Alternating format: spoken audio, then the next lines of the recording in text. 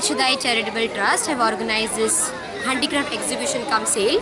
This is the 8th year where we have organized, and to make sure that children have talents and people should observe that.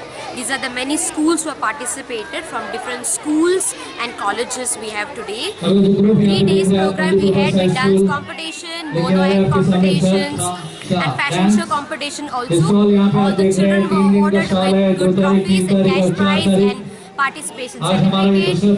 We think that slum children don't have talents, but when we come and give them opportunities, they do have talents and we can appreciate their talents. I request people that they should not say slum have no talents. Everybody has talents, and these are the children of our future.